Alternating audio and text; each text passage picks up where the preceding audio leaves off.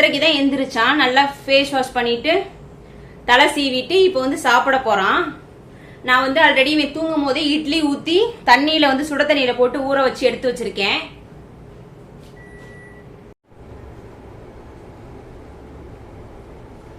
இப்போ வந்து இங்க தண்ணியில வந்து இட்லி ஊத்தி வச்சிருக்கேன். இந்த இட்லி வந்துட்டு நம்ம தண்ணியில ஊத்தி வச்சோம் அப்படின்னா நல்லா ஊறி சாஃப்டா இருக்கும். குழந்தைங்களுக்கு சாப்பிட ரொம்ப ஈஸியா இருக்கும். இப்போ வந்து நம்ம நாட்டு சக்கரை சேர்த்துக்கலாம்.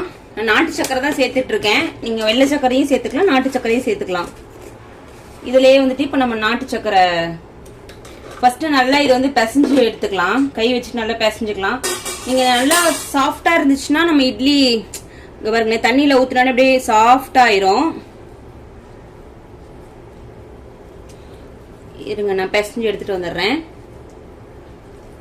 நீங்க நிறைய இட்லி மிச்சமாயிருச்சு அப்படின்னா இட்லி உப்புமா பண்றதுக்கு வந்து நீங்க வெளியில வச்சாலும் ஒரு மாதிரி ஸ்மெல் அடிக்கும். இட்லி ஒரு மாதிரி தண்ணி விட்டா மாதிரி ஆயிரும். நீங்க ஃப்ரிட்ஜில் வச்சுட்டு அதை வந்து ஃப்ரிட்ஜில் வச்சதுனால வந்து கல் மாதிரியா இருக்கும். அப்போ நீங்கள் ஒரு சுட தண்ணி நல்லா வெதுப்பாக இருக்க தண்ணியில் வந்து ஃப்ரிட்ஜிலேருந்து எடுத்த இட்லியை வந்துட்டு செய்யறதுக்கு முன்னாடி தண்ணியில் போட்டு தட்டை போட்டு மூடி வச்சுருங்க. ஒரு 3 நிமிஷம் கழிச்சு அந்த இட்லியை ஊற்றிங்கன்னா ரொம்ப பூ மாதிரி ஈஸியாக உதிர்ந்து வந்துடும். இது ஒரு நீங்கள் டிப்பாக எடுத்துக்கலாம். ஆனால் இந்த இட்லி வந்து நான் என் பையனுக்கு புதுசாக பண்ணேன்.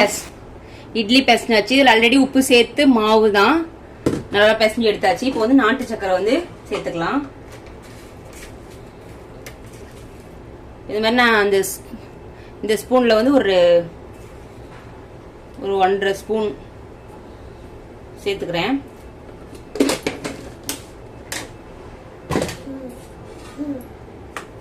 சேர்த்துட்டு கொடுத்தோம் அப்படின்னா குழந்தைங்க நல்லா சாப்பிடுவாங்க.